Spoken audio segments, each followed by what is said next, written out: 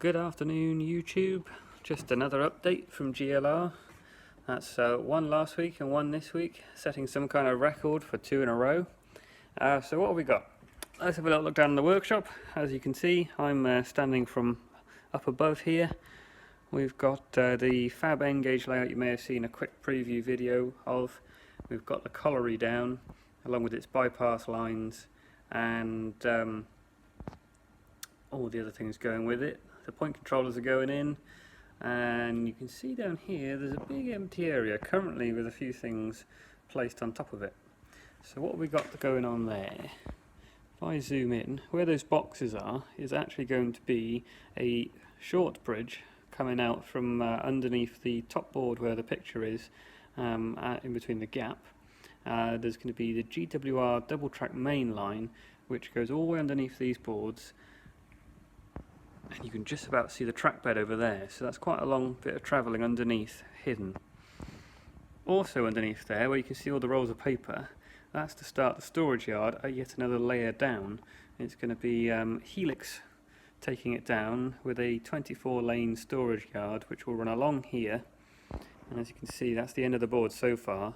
There's another 10 foot to go on this layout going towards the table, so we can't fit it all in the workshop at the same time. But it's going to be one massive feeder yard. You can just about see the end of the colliery lines here going down to a nice long gentle descent which will join back onto the main lines at some other point. A few other things we've got in here. Still got the deeping project on its end. Hasn't had much movement because we haven't been here that often, and obviously miniature Wonderland's hiding over there. Let's go down the stairs now.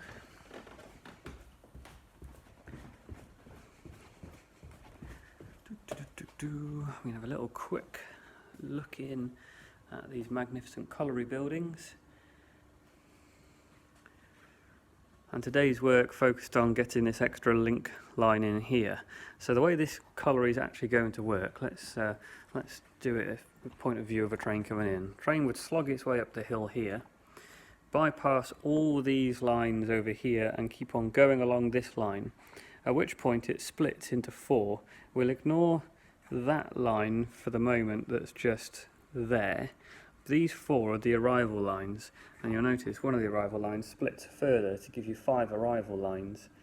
Once the train has arrived, stops in here, there's a head shunt up there which you can shunt into on the left hand side, and then you can shunt backwards down the line here, and basically you go into one of these 3 lines which splits into the 9 for the coal loading. So underneath these there's drops.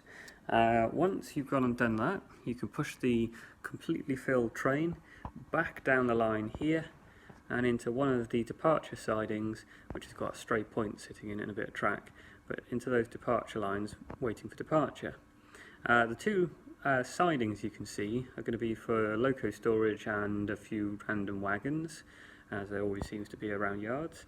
And then once the train's ready to depart, it will come along here, and that line I said ignore earlier is the departure line, so it can bypass everything, go back out and head on its way back down again.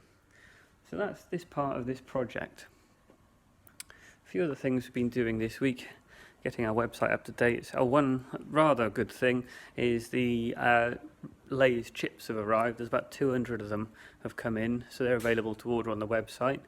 The only annoying thing is the Kung Fu 8 pins are out of stock with the supplier, so we've got some 8-pin Pangu versions which are slightly cheaper until those come in.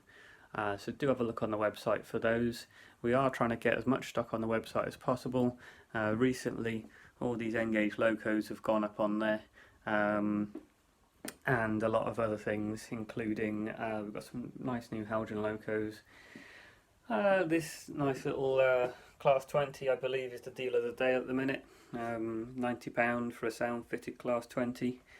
And if you may have seen our little venture into 009 and 09, this is made, or the bodies are made by Alex Bingley at Bingley Works, and basically he prints all these himself. He's painted all these for me, and they fit onto chassis. So for instance, we've got this one here, which is all ready to go as a prototype, and then you've got the larger 7mm narrow gauge on this one here. That's about it for this week's update. We are still working in the workshop, down to single or two of us in at a time, and we both live in the same household, so that's fine.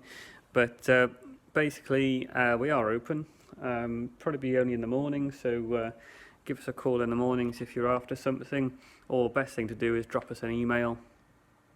We're still doing digital fitting, we're still doing weathering, we're still doing sound. So if you do want something done, just pop it in the post and we can get it done for you. Hopefully next week we'll have another update on this layout, where we'll get the feeder yard starting to go in, and that bit I mentioned with the helix here. So check back then.